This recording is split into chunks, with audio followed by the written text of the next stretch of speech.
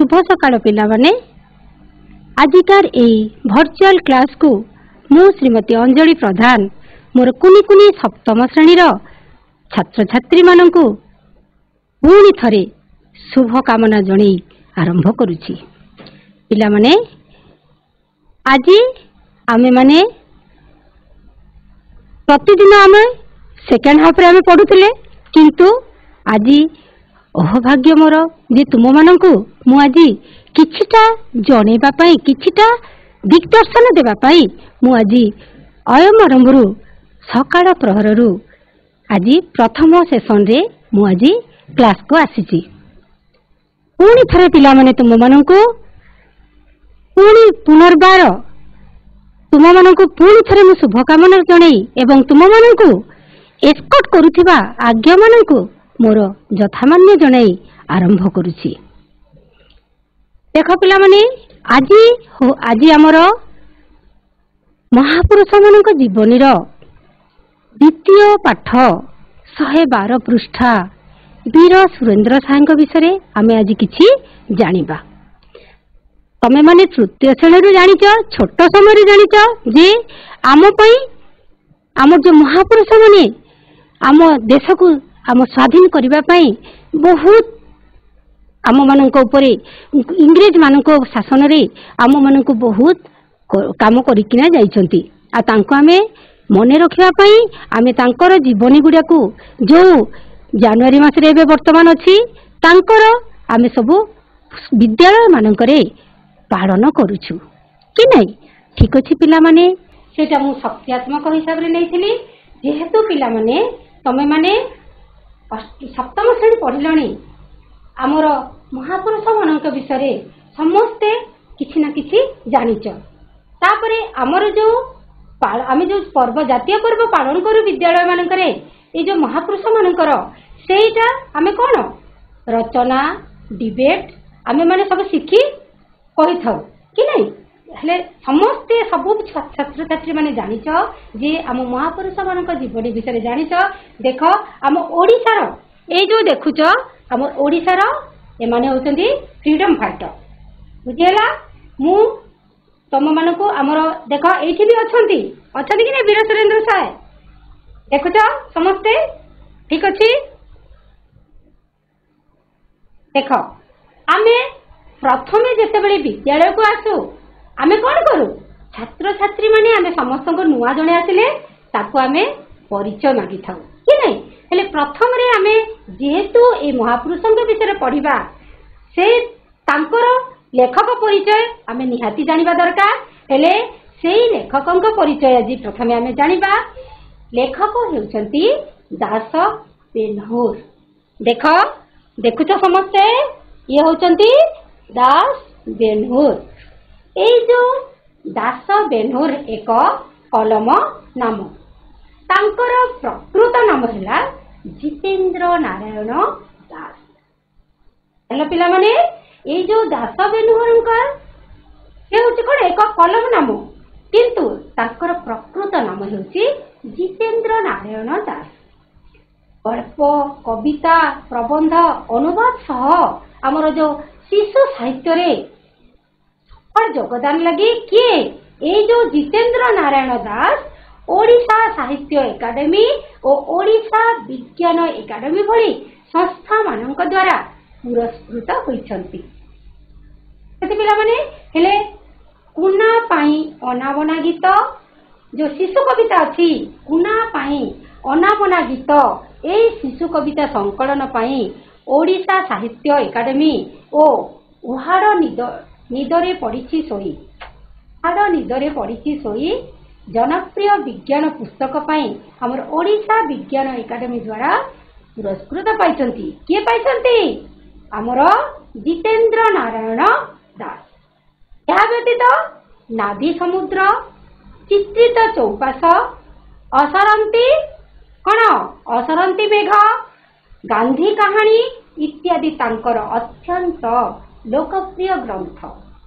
ए जो महान स्वाधीनता संग्रामी वीर सुरेंद्र सायଙ୍କ जीवनर निष्ठा त्याग देशप्रेम और संगठन दक्षतार परिचय ଏଇ ଯୋଉ ଲେଖାରେ ଆମର କିଏ ଲେଖକ ଜିତେନ୍ଦ୍ର ନାରାୟଣ ଦାସ ଏଇ ଲେଖାରେ ଭାବରେ ପ୍ରଦାନ ଅଛି। ତାମାନେ ଜାଣିଲ ସମସ୍ତେ ଲେଖକ ପରିଚୟ ଆମେ ଜାଣିଲେ। ତାପରେ ଆସ ଦେଖିବା ଆମର ଦେଖୁଛ ସମସ୍ତେ ଏଇ ଯୋଉ ଆମର କିଏ ବୀର ସୁରେନ୍ଦ୍ର ସାଏ। ସମସ୍ତେ ଜାଣିଛ ଯେ ଆମର ଭାରତର ସ୍ୱାଧୀନତା ସଂଗ୍ରାମ ଇତିହାସରେ ଯେଉଁ କେତେ ଜଣ ଓଡ଼ିଆ ସେମାନଙ୍କର ଯୋଉ ଅବିସ୍ମରଣୀୟ କୃତିତ୍ୱ ରଖି ଯାଇଛନ୍ତି ସେଇମାନଙ୍କ ଭିତରେ ଆମର ଏଇ ବୀର ସୁରେନ୍ଦ୍ର ସାଏ ଅନ୍ୟତମ। ଠିକ ଅଛି ପିଲାମାନେ। ହେଲେ ତାଙ୍କ ଯୋଉ ବିପ୍ଳବୀ ଜୀବନର ବୀର ଗାଥା ତାଙ୍କୁ ଜଣେ ପ୍ରକୃତ ବୀରର ମର୍ଯ୍ୟାଦା ଦେଇ ବୀର ସୁରେନ୍ଦ୍ର ସାଏ ଭାବେ ସବୁଆଡେ ପରିଚିତ କଲେ। ସମ୍ବଲପୁର ଅଞ୍ଚଳକୁ ବିଦେଶୀ ଇଂରେଜ ଶାସକଙ୍କ ଜାଣିଛ ସମସ୍ତେ ଯେ ଆମର ସମ୍ବଲପୁର ଅଞ୍ଚଳକୁ ବିଦେଶୀ ଇଂରେଜ ଶାସକଙ୍କ କବଳରୁ ଛଡ଼ାଇ ଆଣି ସ୍ୱାଧୀନ ଭାବରେ ରଖିବା ପାଇଁ ସେ ଯେଉଁ ଗଣବିପ୍ଳବ ତୋଳିଥିଲେ ତାହାର ପଟାନ୍ତର ନାହିଁ। ତାର ଏଇ ଯୋଉ ବୀର ସୁରେନ୍ଦ୍ର ସାଏ ଆମର ସମ୍ବଲପୁର ଅଞ୍ଚଳକୁ ବିଦେଶୀ ଇଂରେଜ ଶାସକଙ୍କ ପାଖରୁ ଆଣି ସ୍ୱାଧୀନ କରିବା ପାଇଁ ସେ ଯେଉଁ ଗଣବିପ୍ଳବ ତୋଳିଥିଲେ ତାହାର ପଟାନ୍ତର ନାହିଁ। କେହି କରିପାରିବେ ଗଣିପାରିବେ ନାହିଁ। ଦେଖ ସମ୍ବଲପୁର ରାଜବଂଶର ଚତୁର୍ଥ ରାଜା ଆମର ଏଇ ମଧୁକର ସାଏଙ୍କର ସେ ଥିଲେ ପଣନାତି। ମୁଁ ପ୍ରଥମରେ ଭିଡିଓରେ ଦେଖେଇଥିଲି ଯେ ସେମାନେ 7 ଭାଇ ଥିଲେ ଏବଂ ଗୋଟିଏ ଭଉଣୀ ଥିଲେ କି ନାଇଁ। ଆଉ ତାଙ୍କ ବାପାଙ୍କ ନାଁ ଧରମ ସିଂ ଥିଲା କି ନାଇଁ। ହେଲେ ସେ କଣ ଯେତେବେଳେ ଆମର ଏଇ ସମ୍ବଲପୁର ରାଜବଂଶର ଚତୁର୍ଥ ରାଜା ଥିଲେ ମଧୁକର ସାଏ ତାଙ୍କର ସେ ଥିଲେ ପଣନାତି ହେଲା। ଯୋଉ ରାଜା ମଧୁକରଙ୍କର ଦ୍ୱିତୀୟ ପୁତ୍ର ଅନିରୁଦ୍ଧଙ୍କ ନାତି ଧରମ ସିଂହ ଥିଲେ ତାଙ୍କର ପିତା। ଆମେ ଆଗରୁ ଭିଡିଓରେ ଦେଖିଛେ କି ନାଇଁ। ପୁଣି ଥରେ ଆମେ ଯଦି ଆଉ ଥରେ ଦେଖିଦେବା ପଢିଦେବା ତାହେଲେ ଆମର ନିଶ୍ଚୟ ଶୀଘ୍ର ମନେ ରହିଯିବ। ହେଲେ ଆଉ ତାଙ୍କ ପିତା ଥିଲେ କିଏ ଧରମ ସିଂ ଏବଂ ମାତା ଥିଲେ ରେବତୀ ଦେବୀ। ମୁଁ କହିଛି ଭିଡିଓରେ ଆମେ ଦେଖିଛେ ସୁରେନ୍ଦ୍ର ସାଏଙ୍କର 6 ଭାଇ ଏବଂ ଗୋଟିଏ ଭଉଣୀ ଥିଲେ। ଆଉ ସେମାନଙ୍କ ଭିତରେ ଆମର ଏଇ ସୁରେନ୍ଦ୍ର ସାଏ ଜ୍ୟେଷ୍ଠ ସନ୍ତାନ। ଜ୍ୟେଷ୍ଠ ବଡ ସବୁଠାରୁ ବଡ ସନ୍ତାନ ବଡ ପୁଅ ଥିଲେ କିଏ ସୁରେନ୍ଦ୍ର ସାଏ। ସେ କଣ କରିଥିଲେ 1809 ମସିହା ଜାନୁଆରୀ 23 ତାରିଖରେ ଖଣ୍ଡାକରି ପରେ ଜନ୍ମଗ୍ରହଣ କରିଥିଲେ। ଦେଖ ଆମର ଯେତେବେଳେ ତୁମେ ପଢିବ ସେତେବେଳେ ଏଇ ପାଠ ପଢିଲା ବେଳେ ଆଟଲାସଟା ତୁମ ସମ୍ମୁଖରେ ରଖିବ। ଆଟଲାସରେ ଦେଖିଲେ ତମେ ଜାଣିପାରିବ। ଦେଖ ଆମର ଏଇଠି ସୁନ୍ଦରଗଡ଼ ଉପରେ ଅଛି ହେଲା। ଏଇଟା ଆମର ଓଡିଶା ସମ୍ବଲପୁର ଦେଇଛି। ଏଇଟା ସୁନ୍ଦରଗଡ଼ ଓଡିଶା। ସୁନ୍ଦରଗଡ଼ ହଉଛି ଉପରେ, ଦେଓଗଡ଼, ବରଗଡ଼, ଝାରସୁଗୁଡା, ସୋନପୁର, ଅନୁଗୁଳ ଅଛି କି ନାଇଁ। ଏଇ ଯୋଉ ମାନଚିତ୍ରଟା ହଉଛି ଆମ ସମ୍ବଲପୁରର। ଠିକ ଅଛି ପିଲାମାନେ। ହେଲେ ତମେ ନିଜେ ବି ଦେଖିକି ଜାଣିପାରିବ ଯେହେତୁ ସପ୍ତମ ଶ୍ରେଣୀର ଛାତ୍ରଛାତ୍ରୀ ଅଟ। ତମେ ଏଇ ଦେଖିକି ଆମର ସୁନ୍ଦର ସମ୍ବଲପୁର ଜିଲ୍ଲାର କଣ କଣ ଅଛି ସେ ସବୁ ଅନୁମାନ କରି ତମେ ଲେଖିପାରିବ। ଆଉ ଯେତେବେଳେ ତମେ ପଢୁଛ ସେତେବେଳେ ଖାତାରେ ନୋଟ କରି ପକାଉଥିବ। ତାମାନେ ଦେଖ ଯେ ସାଧାରଣ ପୋଥିବିଦ୍ୟା ଅପେକ୍ଷା କିଏ ବୀର ସୁରେନ୍ଦ୍ର ସାଏ ଆମର ସାଧାରଣ ପୋଥିବିଦ୍ୟା ଅପେକ୍ଷା ବିଭିନ୍ନ ଶାରୀରିକ କୌଶଳ ଶିକ୍ଷାକୁ ପିଲାଦିନୁ ଆମର ସୁରେନ୍ଦ୍ର ସାଏ ଭଲ ପାଉଥିଲେ। ଦେଖୁଛ ଚିତ୍ର ମାଧ୍ୟମରେ ଆମେ ସବୁବେଳେ କହୁଛୁ ଏବେ ଆମର ଯୋଗ ଶିକ୍ଷା ନିହାତି ଦରକାର କି ନାଇଁ। ଆମେ ଯୋଗ ଶିକ୍ଷା ଆମର ଶାରୀରିକ ଶିକ୍ଷାଟା ନିହାତି ଦରକାର। ଆମ ବିଦ୍ୟାଳୟ ମାନଙ୍କରେ ମଧ୍ୟ ଏବେ ହଉଛି କି ନାଇଁ। ହେଲେ ଆମେ ଖାଲି ବହି ପଢିଲେ ହବନି, ତା ସହିତ ଆମର ବିଭିନ୍ନ ପ୍ରକାରର ଶାରୀରିକ କୌଶଳ ମଧ୍ୟ ଆମର ଦରକାର। ସେଇ ବୀର ସୁରେନ୍ଦ୍ର ସାଏ ଏ ଯୋଉ ବିଭିନ୍ନ ପ୍ରକାର ଶାରୀରିକ କୌଶଳ ପିଲା ଦିନୁ ସେ ଭଲ ପାଉଥିଲେ। ତେଣୁ ସେ କଣ ଶରୀର ଚର୍ଚ୍ଚା, ଘୋଡ଼ା ଦୌଡ଼, ସରସନ୍ଧାନ ଏବଂ ତରବାରୀ ଚାଳନାରେ ସବୁବେଳେ ବିଦ୍ୟାରେ ସେ ଅସମ୍ଭବ ପଟୁତା ଲାଭ କରିଥିଲେ। ମାନେ ତାଙ୍କର ଅସମ୍ଭବ ତାଙ୍କୁ କେହି ସମ୍ଭବ କରିପାରିବେନି। ସମ୍ଭବର ବିପରୀତ ଅର୍ଥ ହଉଛି ଅସମ୍ଭବ। ଠିକ ଅଛି। ହେଲେ ଆମର ତାଙ୍କର ଯୋଉ ଲାଭ କରିଥିଲେ, ଯେତେବେଳେ ତାଙ୍କ ପିତା ମୃତ୍ୟୁ କଲେ, ପିତାଙ୍କ ମୃତ୍ୟୁ ପରେ ଏଇ ଯୋଉ କଳା ବଳରାମ ସାଏ ତାଙ୍କର ଲାଳନ ପାଳନର ଦାୟିତ୍ୱ ନେଇଥିଲେ। ତାଙ୍କର ଲାଳନ ପାଳନର ଦାୟିତ୍ୱ କିଏ ନେଇଥିଲେ? ବଳରାମ ସାଏ। ଯେତେବେଳେ ତାଙ୍କର ବିବାହ ବୟସ ହେବାରୁ ତତ୍କାଳୀନ ଯେତେବେଳେ ଛୋଟ ନାଗପୁର ଅଧୀନସ୍ଥ ଆମର ଗାଙ୍ଗପୁର ରାଜ୍ୟର ହାତୀବାଡ଼ି ଜମିଦାରଙ୍କ କନ୍ୟାକୁ ସେ ବିବାହ କରିଥିଲେ। କିଏ? ବୀର ସୁରେନ୍ଦ୍ର ସାଏ। ହେଲେ ତାଙ୍କର ଯୋଉ ଗୋଟିଏ ମାତ୍ର ପୁତ୍ର ଥିଲା, ତାର ନାମ ଥିଲା ମିତ୍ରଭାନ। ଦେଖ, ସେ ଏଠି ଜାଣିଲେ ଆମେ ଯେ ସାଧାରଣ ପୋଥି ବିଦ୍ୟା ଅପେକ୍ଷା ଆମର କଣ ବିଭିନ୍ନ ଶାରୀରିକ କୌଶଳ ଶିକ୍ଷାକୁ ସେ ପିଲାବେଳୁ ଭଲ ପାଉଥିଲେ। ହେଲା, ଯେତେବେଳେ ଆଉ ସେ ତାଙ୍କର ଯୋଉ ଶାରୀରିକ ଶିକ୍ଷା ଉପରେ ଆଉ ସେ ବେଶୀ କଣ ଭଲ ପାଉଥିଲେ? ଶରୀର ଚର୍ଚ୍ଚା କରିବା ପାଇଁ କରୁଥିଲେ, ଘୋଡ଼ା ଦୌଡ଼ କରୁଥିଲେ, ସରସନ୍ଧାନ, ତରବାରୀ ଚାଳନା ଆଦି ବହୁତ ବିଦ୍ୟା କରିଥିଲେ। ହେଲା, ହେଲେ ତାଙ୍କର ମାତ୍ର ଗୋଟିଏ ପୁତ୍ର ଥିଲା, ତାର ନାଁ ହେଲା ମିତ୍ରଭାନୁ ସାଏ। ଦେଖ ସମ୍ବଲପୁର ପୁଣି ମାନଚିତ୍ରକୁ ଦେଖି ଦେଇଛି। ହେଲା, 1803 ମସିହାରେ ଆମର ଇଂରେଜ ମାନେ ଓଡିଶା ଦଖଲ କଲେ ସିନା ସମ୍ବଲପୁରରେ ଇଂରେଜ ରାଣୀ ରତନ କୁମାରୀଙ୍କ ଅଧୀନରେ ବିଦ୍ରୋହ ଲାଗି ରହିଥିଲା। ଯେ 1803 ମସିହାରେ ଯୋଉ ଇଂରେଜ ମାନେ ଓଡିଶା ଦଖଲ କଲେ, ଯେତେବେଳେ ଦଖଲ କଲେ ସିନା, କିନ୍ତୁ ଆମର କିଏ ସମ୍ବଲପୁରରେ ଯୋଉ ଇଂରେଜ ସୈନ୍ୟଙ୍କ ସହିତ କିଏ ରାଣୀ ରତନ କୁମାରୀଙ୍କ ଅଧୀନରେ ବିଦ୍ରୋହ ଲାଗି ରହିଥିଲା। ସେତିକିବେଳେ କଣ 1819 ବେଳକୁ ଏଇ ବିଦ୍ରୋହଟା ଲାଗି ରହିଥିଲା। ଆଉ ଏହା କଣ ହେଲା? ଇଂରେଜ ମାନଙ୍କ ମାନେ କବଳ କରିନେଲେ, ସେ ତାଙ୍କର ଅଧୀନକୁ ପଳେଇ ଆସିଲା। ହେଲେ ସିଂହାସନର ଅଧିକାରକୁ ନେଇ ମାନେ ସେ କଣ ତାଙ୍କର ପଳେଇ ଆସିଲା, କଣ ସିଂହାସନର ଅଧିକାରକୁ ନେଇଗଲେ। ସମ୍ବଲପୁରଟା ତାଙ୍କର ହେଇଗଲା ତାର ଇଂରେଜ ମାନଙ୍କ ଶାସନରେ। ହେଲେ ରାଜବଂଶର ବିଭିନ୍ନ ଦାବିଦାରଙ୍କ ମଧ୍ୟରେ କଣ ହେଲା? କନ୍ଦଳ ଚାଲିଲା, ତାଙ୍କ ଭିତରେ ତାଙ୍କର ମାନେ କଳହ ଚାଲିଲା କି ନାଇଁ? ଦେଖ, ଏଇ ଯୋଉ ଆମର ମାନଚିତ୍ର ଦେଖ, ସମ୍ବଲପୁରର ପୁଣି ପଳେଇ ଆସିଛି। ମାନଚିତ୍ର ଦେଖିଛି, ତମେ ମାନେ ଯେତେବେଳେ ପଢିବ ସବୁବେଳେ ପୁଣି ଥରେ କହୁଛି ଯେ ଆମେ ଆଟଲାସ ଧରି ପଢିବା। ଠିକ ଅଛି।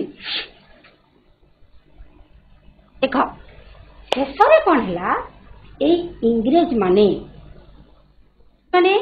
ଅନ୍ୟାୟ ଉପାୟରେ 1833 ମସିହା ଅକ୍ଟୋବର 11 ତାରିଖରେ ରେପାଲିର ଜମିଦାର ଭବାନୀ ସିଂହଙ୍କ କଳା ନାରାୟଣ ସିଂହଙ୍କୁ ରାଜଗାଦିରେ ବସାଇଲେ। କୋଉମାନେ? ଏଇ ଯୋଉ ଇଂରେଜ ମାନେ କଣ କରିଥିଲେ? ସେ 1833 ମସିହା ଅକ୍ଟୋବର 11 ତାରିଖରେ କଣ କଲେ? ଯୋଉ ରେପାଲିର ଜମିଦାର ଆମର କିଏ ଥିଲେ? ଭବାନୀ ସିଂହଙ୍କ କଳା ହେଲା, ତାଙ୍କର ସିଏ କଣ କଲେ? ଭବାନୀ ସିଂହ କଳା ଯୋଉ ନାରାୟଣ ସିଂହଙ୍କୁ ରାଜଗାଦିରେ ବସାଇଲେ। ହେଲେ ନାରାୟଣ ସିଂହଙ୍କୁ ଯେତେବେଳେ ରାଜା କରାଯିବା ପରେ ଚାରିଆଡେ ଘୋର ଅସନ୍ତୋଷ ଦେଖାଗଲା। ଏବେଳେ ଆମର ନାରାୟଣ ସିଂହଙ୍କୁ ରାଜା କରିଦେଲେ, ସେତିକି ବେଳେ ଚାରିଆଡେ କଣ ହେଲା? ଘୋର ଅସନ୍ତୋଷ ଦେଖାଦେଲା। କାରଣ ସେ ଥିଲେ ପ୍ରଜାଙ୍କର ସ୍ୱାର୍ଥ ବିରୋଧୀ। ସେ କଣ ଥିଲେ? ପ୍ରଜାଙ୍କର ସ୍ୱାର୍ଥ ବିରୋଧୀ ଥିଲେ। କେବଳ ଇଂରେଜ ସରକାର ଓ କେତେକ ପ୍ରତିଭାଶାଳୀ ବ୍ୟକ୍ତିଙ୍କୁ ଛାଡ଼ିଦେଲେ, ମାନେ ଇଂରେଜ ସରକାର ଓ କେତେକ ପ୍ରତିଭାଶାଳୀ ବ୍ୟକ୍ତିଙ୍କୁ ଛାଡ଼ିଦେଲେ, ଆମର এই ସଂଖ୍ୟା ଗରିଷ୍ଠ ଆଦିବାସୀ ସମ୍ପ୍ରଦାୟ ପ୍ରତି ସେ ସମ୍ପୂର୍ଣ୍ଣ ଉଦାସୀନ ଥିଲେ। ସେ କଣ କରୁଥିଲେ? ମାନେ ସମ୍ପୂର୍ଣ୍ଣ ଉଦାସୀନ ଥିଲେ। ସେ ମାନେ ଖାଲି କେତେ ମାନେ ଆଉ ଯୋଉ କିଛି ସଂଖ୍ୟାଗରିଷ୍ଠ ମାନେ କିଛି ଲୋକଙ୍କୁ ଦେଖ। ପୁଣି ଥରେ ଆମେ ଦେଖ ଏଇ ଯୋଉ ବୀର ସୁରେନ୍ଦ୍ର ସାଏ ସେ କେତେ ଖ୍ରୀଷ୍ଟାବ୍ଦରେ ଜନ୍ମଗ୍ରହଣ କରିଥିଲେ? 1809 ମସିହା ଜାନୁଆରୀ 23 ତାରିଖରେ।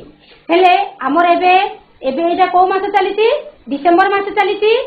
ଆମେ ବୀର ସୁରେନ୍ଦ୍ର ସାଏଙ୍କ ଜନ୍ମ ଆଉ ତାର ଆମେ ଯୋଉ ଜାନୁଆରୀ ମାସରେ ଆମେ ଦିଟା ମହାପୁରୁଷଙ୍କର ଏକା ସମୟରେ ଆମେ ପାଳନ କରିଥାଉ। ସେଇ ପର୍ବ ପୁଣି ପାଳନ କରିବ। ଆଉ ତମେ ମାନେ ନିଜେ ଏଇ ବିଷୟରେ ତମେ ଯେହେତୁ ଜାଣିଲ, ସମସ୍ତେ ସ୍କୁଲରେ ଆମର ଡିବେଟ ବା ରଚନା ପ୍ରତିଯୋଗିତା ଡିବେଟରେ ସମସ୍ତେ ଠିଆ ହେଇକି କହିବ। ହେଲେ ଆମେ କହିଲେ ଆମେ ଡର ଯିବ। ଠିକ ଅଛି। ହେଲେ ଦେଖ ପୁଣି ଥରେ ମୁଁ କହିଦଉଛି ଯେ ଆମର ବୀର ସୁରେନ୍ଦ୍ର ସାଏ ଆମେ ଯୋଉ କେତେ ଜଣ ଭାରତର ସ୍ୱାଧୀନତା ସଂଗ୍ରାମ ଇତିହାସରେ ଯୋଉ ଥିଲେ, କେତେ ଜଣଙ୍କ ଭିତରେ ସେ ଅବିସ୍ମରଣୀୟ ଅଛନ୍ତି। ଆଉ ସେମାନଙ୍କ ମଧ୍ୟରେ କିଏ ଥିଲେ? ଏଇ ଯୋଉ ବୀର ସୁରେନ୍ଦ୍ର ସାଏ ଅନ୍ୟତମ ଥିଲେ। ଆଉ ତାଙ୍କର ପ୍ରକୃତରେ ତାଙ୍କର ଯୋଉ ବିପ୍ଳବୀ ଜୀବନର ବୀରଗାଥା ତାଙ୍କୁ ଜଣେ ପ୍ରକୃତ ବୀରର ମର୍ଯ୍ୟାଦା ଦେଇ ସୁରେନ୍ଦ୍ର ସାଏ ଭାବେ ସବୁଆଡେ ପରିଚିତ କରିଥିଲା। ହେଲା।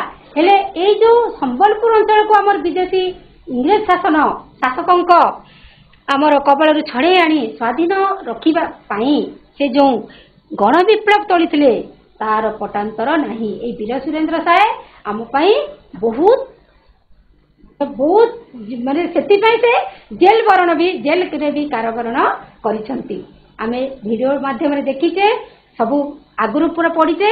ତାପରେ ଏଇଟା ଟିକେ ଆଉ ଥରେ ଜାଣିବା ପାଇଁ ଚେଷ୍ଟା କରିବା। ତାପରେ ଦେଖ ତମେ ଜାଣିଲ ଯେ ଏଇ ଯୋଉ ସମ୍ବଲପୁର ରାଜବଂଶର ଚତୁର୍ଥ ରାଜା ମଧୁକର ସାଏଙ୍କର ସେ ଥିଲେ ପଣ ନାତି। ଆଉ ତାଙ୍କ ରାଜା ମଧୁକରଙ୍କର ଦ୍ୱିତୀୟ ପୁତ୍ର ଅନୁରୁଦ୍ଧଙ୍କ ନାତି ଯିଏ ଧରମ ସିଂହ ଥିଲେ ତାଙ୍କର ବାପା, ଆଉ ମାତା ଥିଲେ ଇରପତି ଦେବୀ। ହେଲା। ଆଉ ସେମାନଙ୍କର କଣ 6 ଭାଇ ଏବଂ ଗୋଟିଏ ଭଉଣୀ ଥିଲା। ସେମାନଙ୍କ ମଧ୍ୟରେ କିଏ ବଡ ଥିଲେ? ସୁରେନ୍ଦ୍ର ସାଏ। ଦେଖ ଏଇଟା ନିଜେ ନିଜେ ମନେ ରଖିକି ମେନ୍ କଥା ମୁଖ୍ୟ ଗୁଡିକ ତୁମେ ଟିପି ଦଉଥିବା ଖାତାରେ। ଠିକ ଅଛି। ଆଉ ସେ କୋଉଠି କେବେ ଜନ୍ମଗ୍ରହଣ କରିଥିଲେ? 1809 ମସିହା ଜାନୁଆରୀ ମାସ 23 ତାରିଖରେ ଖିଣ୍ଡାକରି ଗ୍ରାମରେ ଜନ୍ମଗ୍ରହଣ କରିଥିଲେ। ସେ କୋଉ ଜିଲ୍ଲା? ସମ୍ବଲପୁର ଜିଲ୍ଲାର। ନାଇଁ। ତାପରେ ସେ କଣ ଏଇଟା ଜାଣିଛ ଯେ ସାଧାରଣ ପୋଥି ବିଦ୍ୟା ଅପେକ୍ଷା ବିଭିନ୍ନ ଶାରୀରିକ କୌଶଳ ଶିକ୍ଷାକୁ ପିଲାଦିନୁ ସୁରେନ୍ଦ୍ର ଭଲ ପାଉଥିଲେ। ତେଣୁ ସେ ଘୋଡା ଦୌଡ଼, ସରସନ୍ଧାନ, ତରବାରୀ ଚାଳନା ଆଦି ବିଦ୍ୟାରେ ପୁରା ନିପୁଣତା ଲାଭ କରିଥିଲେ। ତାଙ୍କୁ ମାନେ କେହି ବି ହରେଇ ପାରୁ ନଥିଲେ। ପିତାଙ୍କ ମୃତ୍ୟୁ ପରେ ସେ କଣ କଲେ? ତାଙ୍କୁ କିଏ ଶାସନ କଲେ? କିଏ ଲାଳନ ପାଳନ କଲେ? ବଳରାମ ସାଏ। ହେଲା। ବଳରାମ ସାଏ ଦାୟିତ୍ୱ ନେଲେ। ବିବାହ ବୟସ ହେବାରୁ ତାଙ୍କୁ ସାଙ୍ଗେ ସାଙ୍ଗେ କୋଉଠି କଲେ? ଆମର ଛୋଟ ନାଗପୁର ଅଧୀନସ୍ଥ ଗାଙ୍ଗପୁର ରାଜ୍ୟର ହାତୀବାଡି ଜମିଦାରଙ୍କ କନ୍ୟାକୁ ସେ ବିବାହ କରିଥିଲେ। ଆଉ ତାଙ୍କର ଗୋଟିଏ ମାତ୍ର ସନ୍ତାନ ଥିଲା। ଦେଖ ହେଲେ ମୁଁ କହିଛି ଏଇଟା ଯେ 1803 ମସିହାରେ ଯେତେବେଳେ ଇଂରେଜ ମାନେ ଶାସନ ଦଖଲ କଲେ ସିନା ସମ୍ବଲପୁର ଇଂରେଜ ମାନଙ୍କ ସହିତ କିଏ କଲେ? ରାଣୀ ରତନ କୁମାରୀଙ୍କର ଅଧୀନରେ ସେ ବିଦ୍ରୋହ ଲାଗି ରହିଥିଲା। ସେତେବେଳକୁ କେତେ ଥିଲା? 1819 ବେଳକୁ। ହେଲା। ହେଲେ ଏହା ଇଂରେଜ ମାନଙ୍କର ଯେତେବେଳେ ତାଙ୍କର ଅଧୀନକୁ ପଳେଇ ଆସିଲା, ତାଙ୍କର କର୍ତ୍ତୃତ୍ୱକୁ ପଳେଇ ଆସିଲା, ହେଲେ ସିଂହାସନର ଅଧିକାରକୁ ନେଇ ଯେଉଁ ସମ୍ବଲପୁର ତାଙ୍କ ଅଧୀନରେ ପଳେଇ ଆସିଲା, ସେତିକି ବେଳେ ରାଜବଂଶର ବିଭିନ୍ନ ଦାବିଦାରଙ୍କ ମଧ୍ୟରେ କଣ ହେଲା? କନ୍ଦଳ ଲାଗି ରହିଲା ବା କଳହ ଲାଗି ରହିଲା। ହେଲେ ଏଇ ଯୋଉ ଶେଷରେ କଣ ହେଲା? ଇଂରେଜ ମାନେ ତ ବହୁତ ବିଭିନ୍ନ ଉପାୟ କରୁଥିଲେ। ଏ ବିଭିନ୍ନ ଅନ୍ୟାୟ ଉପାୟରେ ସେ କଣ କଲେ? 1833 ମସିହା ଅକ୍ଟୋବର 11 ତାରିଖରେ ରେପାଲିର ଜମିଦାର ଭବାନୀ ସିଂହଙ୍କ କଳା ନାରାୟଣ ସିଂହଙ୍କୁ ରାଜଗାଦିରେ ବସାଇ ଦେଲେ। କିନ୍ତୁ ଏଇ ଯୋଉ ନାରାୟଣ ସିଂହଙ୍କୁ ରାଜା କରିଯିବା ପରେ ସେ କଣ କଲେ? ଚାରିଆଡେ ଅସନ୍ତୋଷ ଦେଖାଗଲା। କାରଣ ସେ ଥିଲେ ପ୍ରଜାଙ୍କର ସ୍ୱାର୍ଥ ବିରୋଧୀ ଥିଲେ। ଆଉ କେବଳ ଇଂରେଜ ସରକାର ଓ କେତେକ ପ୍ରଭାବଶାଳୀ ବ୍ୟକ୍ତିଙ୍କୁ ନେଇ ସେ ମାନେ ବ୍ୟକ୍ତିଙ୍କୁ ଛାଡ଼ିଦେଲେ। ସେ ଆଉ କାହାକୁ ଭଲ ପାଉନଥିଲେ। ସଂଖ୍ୟାଗରିଷ୍ଠ ଆଦିବାସୀ ସମ୍ପ୍ରଦାୟ ପ୍ରତି ଉଦାସୀନ। देख आमे पाठटी को जो पढ़िले तार आमे पढ़िला बेले आमे किछिटा कठिन शब्द लिखि देइथिबा आउ ए कठिन शब्द अर्थ मु किछटा लिखि देइछि देख खाता रे टिपि दियो मर्यादा मर्यादा माने मर्यादा माने हमर कोन जो सम्मान मान सम्मान सम्मान टाको होची हमर मर्यादा कहा जाय ठीक अछि पिला माने मर्यादा माने सम्मान लिखिबो गण विप्लव लोक मानकर विद्रोह गण विप्लव हैला लोक मानकर विद्रोह लोक मानकर विद्रोह मर्यादा हैला हमर सम्मान गण विप्लव हैला लोक मानकर विद्रोह पटांतर पटांतर माने उपमा ठीक अछि पण नाती नातीर नाती को पण नाती कहा जाए नाती जानी तो समस्ते नातींकर नाती नातीर नाती को हमर कोन कहा जाए पण नाती शारीरिक कौशल जो शरीर संबंधी कार्यकलाप होची शारीरिक कौशल विद्रोह विद्रोह होची विप्लव विद्रोह विप्लव स्वार्थ निजर भल को स्वार्थ होची निजर भल को देखे जी तामाने निजर भल को देखे सेटा कहा जाए स्वार्थ तो पिला माने अंत आमे पाठटी को पढ़िले जानिले समस्त निश्चय वीडियो भी देखिले समस्त निश्चय बुझी पारिथिबो कि नै पिला माने हेले आमे कोन करिबा जते बेले आमे पाठटी को पढ़िबा मूल्यांकन करिबा मूल्यांकन करिबा पूर्वरो मु तुम मानकु किछिटा कहूची देख पिला माने आमे मने कर आमे गोटे पाठ पढ़िले एई जो महापुरुषंक जीवनी हैला कि जो पाठ भी पढ़िले आमे तांकर दिग्दर्शन को आमे माने अनुमान करिबा तांकर दिग्दर्शन को आमे माने कोन बुझिबा चिंता करिबा बुझिबा आ तांको पथरे आमे अनुसरण करी चलिबा पहला पिला माने देख आमे जो पाठटी को पढ़िले जो दिन जो शिक्षयित्री पढ़ेले बा मु पढ़ेली तापरे घर को जाई सेटा कोन करिवो तमे माने निजे मने मने चिंता करिवो चिंता करी तुमे माने निजे निजे प्रश्नोत्तर माध्यम रे करिवो प्रश्नोत्तर माध्यम रे जदि करी किना मने पाठ पढ़िवो ताहले निश्चय मने रहइवो तापरे तुम दुई धाड़ी रहइवो दुई धाड़ी हे जिवो गोटे धाड़ी जणे पढ़िले अन्य धाड़ी आ जणे पढ़िवो गोटे पारा जदि जणे पढ़िला अन्य पारा आ जणे पढ़िवो आ तुम मानक भितरु सेठी प्रश्नोत्तर खेलिवो बुझिला जेता बेले जदि शिक्षक शिक्षयित्री जदि श्रेणी को आसी नथिबे तो पिला माने तमे माने पार्टी न करी कोन करिवो जे आमे प्रश्नोत्तरी खेल खेलिबा गोटे दल गोटे पाठर गोटे धाड़ी रे प्रश्न कले आ अन्य धाड़ी रो पिला माने कोन करिवो उत्तर करिवो ठीक अछि पिला माने देखो उत्तर करिवो बे वर्तमान आमे सुरेंद्र साय काहे की गण विप्लव करथिले सुरेंद्र साय काहे की गण विप्लव करथिले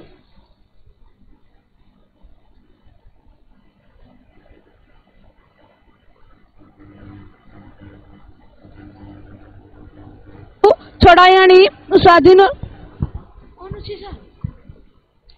सुरेंद्र साय सोलपुर अंचल को विदेशी इंग्रेज शासकों कबल छड़ायाणी स्वाधीन रखिबा पई गण विप्लवी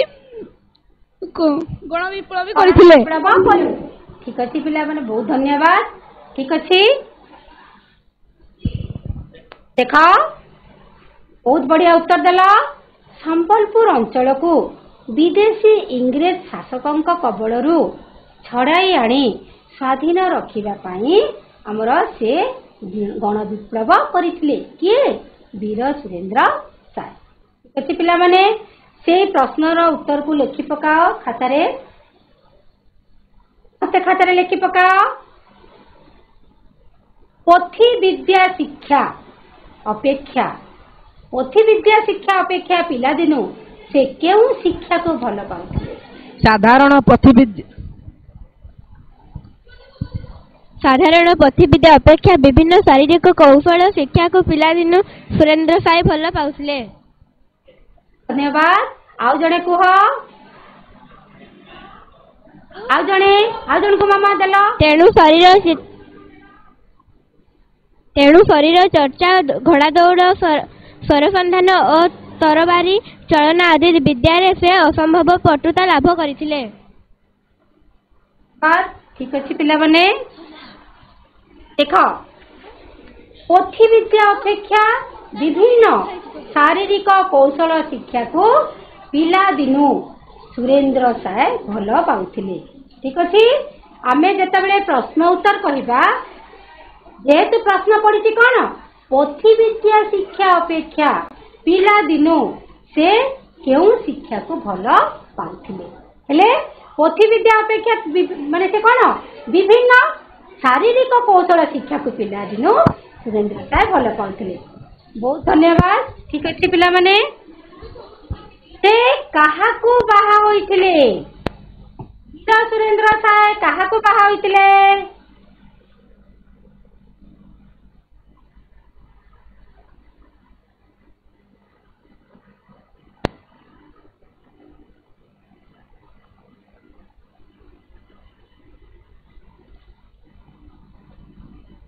बहुत बहुत बढ़िया बढ़िया धन्यवाद।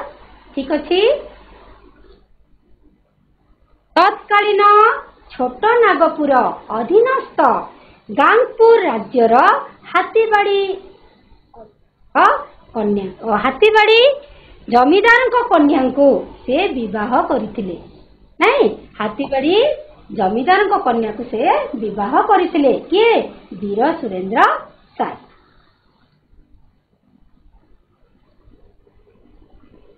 तांको पुओंक नाम कौन थिला? तांको पुओंक नाम कौन थिला? बहुत बढ़िया धन्यवाद। हाँ बहुत धन्यवाद। ठीक अच्छे संबलपुर राजवंशर जमीदार भितरे काहींकी कंदल चलीथिला? गवर्नमेंट हाई स्कूल बिजली खमन प्रश्न अच्छी संबलपुर राजवंशर जमीदार भितरे काहींकी कंदल चलीथिला? देख राजवंशर संबलपुर राजवंशर विभिन्न दाबीदार भितरे कंदल चलीथिला। अच्छी बहुत बढ़िया धन्यवाद। इंग्रेज माने केते मसीहारे नारायण सिंह को संबलपुर राजगादी रे बसाइले? 1833 मसीहा 11 तारीख रे। आमा सप्तम श्रेणी मु आगुरु कहिछि जे आमे माने सप्तम श्रेणी छात्र बड़ हेलेनी आमे पूर्ण वाक्य रे उत्तर देबा। ठीक अछि आउ तरे कुहो इंग्रेज माने केते मसीहा रे? 1833 मसीहा अक्टोबर 11 तारीख रे पुलिस जमीदार भवानी सिंह को कला नारायण सिंह राजगादी रे बसाई। देख 1833 मसीहा अक्टोबर 11 तारीख रे इंग्रेज माने आमर नारायण सिंह को संबलपुर राजगादी रे बसाई थिले। नाले उत्तर दबा इंग्रेज माने 1833 मसीहा अक्टोबर 11 तारीख रे नारायण सिंह को संबलपुर राजगादी रे बसाइले। एक शून्य स्थान पूरण कर। कि नंबर है शून्य स्थान पूरण कर। संबलपुर चतुर्थ राजा देश थिले। संबलपुर चतुर्थ राजा देश थिले। शून्य स्थान पूरण कर। संबलपुर चतुर्थ राजा मधुकर साय थिले। धन्यवाद। मधुकर साय। बहुत धन्यवाद। बहुत बढ़िया। ठीक अच्छी सुरेंद्र साय का पिता नाम देश थिला? धरम सिंह। धरम सिंह। वाक्य उत्तर दिया पूर्ण वाक्य रे। सुरेंद्र साय का पिता नाम धरम सिंह थिला। बहुत बहुत धन्यवाद। सुरेंद्र साय केते देश मसीह रे जन्म ग्रहण करथिले? सुरेंद्र साय 1809 मसीह रे जन्म ग्रहण करथिले। इंग्रेज माने देश मसीह रे। बढ़िया धन्यवाद। ମାନେ 1803 ମସିହାରେ ଓଡ଼ିଶା ଦଖଲ କରିଥିଲେ। ଠିକ ଅଛି। ଦେଖ କ ସ୍ତମ୍ଭ ସହିତ ଖ ସ୍ତମ୍ଭ ଯୋଡ଼। ଠିକ ଅଛି। ହେଲେ କ ସ୍ତମ୍ଭରେ ମୁଁ 1 2 3 4 5ଟା ଦେଇଛି, ଖ ସ୍ତମ୍ଭରେ ବି କେତେଟା ଦେଇଛି? 5ଟା ଦେଇଛି। ହେଲେ ଆମେ କ ସ୍ତମ୍ଭ ସହିତ ଠିକ ଖ ସ୍ତମ୍ଭକୁ ଯୋଡ଼ିବା। ହେଲେ ଦାସ ବେନହୁର କଣ ହବ? କଲମ ନାମ। ଭେରି ଗୁଡ, ବହୁତ ଧନ୍ୟବାଦ। ଦେଖ ଆମେ ତୀର ଚିହ୍ନ ମାଧ୍ୟମରେ ଆମେ ଦେବା, ଯୋଡ଼ିବା। ସୁରେନ୍ଦ୍ର ସାଏ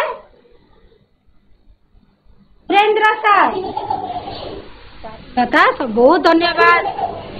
ସୁରେନ୍ଦ୍ର ସାଏ ସ୍ୱାଧୀନତା ସଂଗ୍ରାମୀ। ରେବତୀ ଦେବୀ